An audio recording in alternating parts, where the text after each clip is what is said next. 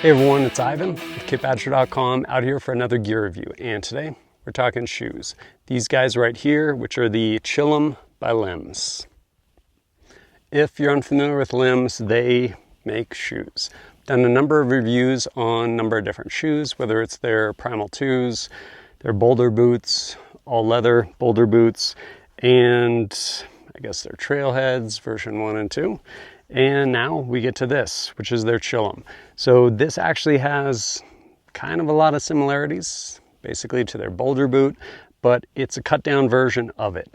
And they've definitely incorporated some kind of new materials in it, overall making for a pretty cool shoe. Well, these are similar to the boulder boots, basically a low cut version, some pretty cool new stuff. For one, 0.8 millimeter cork insole. It's actually really comfortable. And then kind of some different materials. Right here you have a canvas, and then back here around the back you have wool, and then this piece along there is suede. In addition to that, nice wide toe box that you expect from Lems, and zero drop, incredibly flexible, and really lightweight. I want to say size 10 is about 8 ounces. And if you want to treat the material, you can do so with either otter wax or with nick wax. Up to you.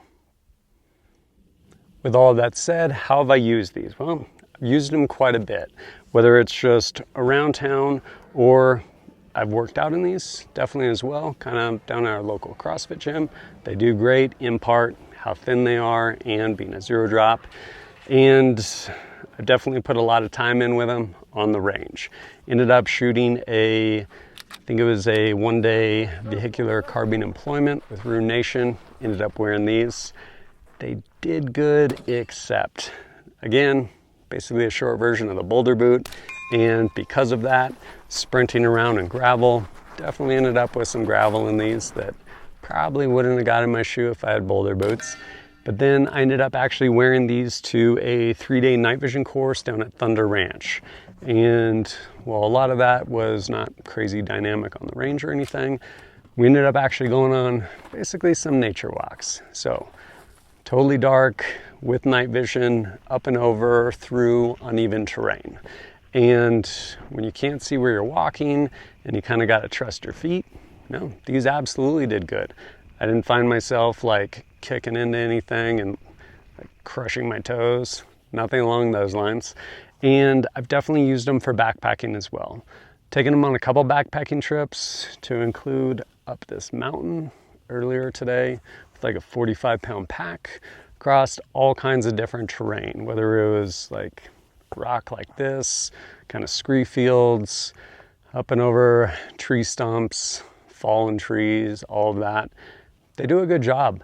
One thing I will say is people are kind of like, but there's no ankle support. There is not. Boulder boots, arguably still not. Honestly, once you get into, or until you get into some sort of rigid like alpine boot, which is actually rigid, like think plastic, like one step down from a ski boot, you really don't have much ankle support. Like, it might be like this little band-aid that you have and you're like, my ankles are protected now. But there's not a lot of protection there. Here's what it really comes down to, I think, is strengthening your feet. So these being minimalist, super lightweight, zero drop, they lend themselves to minimalist footwear, barefoot running, things like that. And in doing those activities, or just for that matter, wearing these shoes, you give the amazing body that you have the ability to basically strengthen itself, all those muscles, all those tendons, everything like that, to absorb all the shock and get stronger versus like 2 inches of like Nike foam down at the bottom. And what that stuff does is, I don't know, it's like if you went through life with a back brace on. You might not hurt your back, which would probably be handy. And you would probably have a really weak back because once you took that off, you no longer had that support there. And I think same thing goes with whether it's like hiking boots or whatever type of shoe, if you build it up so much that it's like, oh, like these are really nice and cushioned. Like, yeah, they probably are. These I find to be really nice and cushioned for me personally. But if you have all that external support, you're basically kind of handicapping yourself, because no, like all those muscles, tendons and everything, they're not doing their job. And so then, yeah, you probably need some sort of ankle support so you don't roll your ankle. Sample size of 1, but these do great even in the backcountry.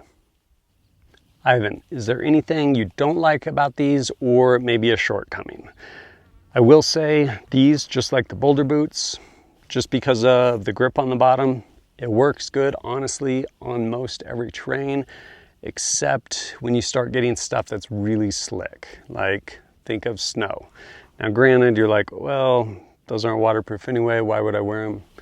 I don't know. I'm in the Northwest, sometimes it snows when I'm not planning on it snowing, but yeah, these can absolutely be slick in snow or other things that are, yeah, like kind of slick surfaces, depending on what it is. The other thing, the shoelaces. They're great, they work perfectly, but here's the deal.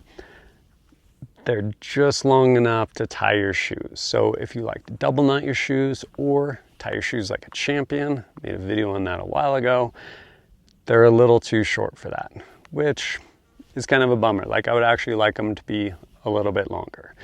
And because of basically this heel cut back here, which isn't a bad thing, but like with the Primal 2s, once I tie those shoes, I just slip my feet in and out of them. I never untie them. With these, because this heel cup and the tongue, you gotta be an adult and actually tie your shoes every time you take them on and off. But they're still pretty cool. If you would like to pick a pair of these up, you can do so directly through Lems' website. These, being the men's version, are available in this, which is spruce, and I believe a varsity blue as well. Cost-wise, about $105. Overall, like I said, I think they're incredible. And one, I have wide feet. This is a wide toe box, incredibly lightweight, and I really like the cork insole they used on this.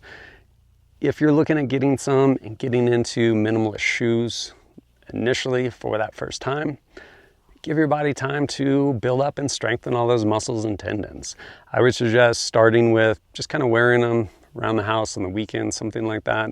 Start incorporating more and more days, because yeah, it's definitely different. And if you've been wearing something that has given you kind of a bunch of artificial support, take your body a little while to strengthen itself. But overall, probably lead to just in general, probably a healthier lifestyle, which is a good thing. But if you appreciate my content and want to support it, greatly appreciate it. One of the ways you can do so is supporting me directly through Patreon. Helps me go out, create more content for you, and usually get early access to videos, as well as some exclusive stuff. And if you have questions, happy to answer them over there. We have an active Discord, happy to answer all your questions. But as always, thanks for joining us at kitbadger.com. Look forward to seeing you next time.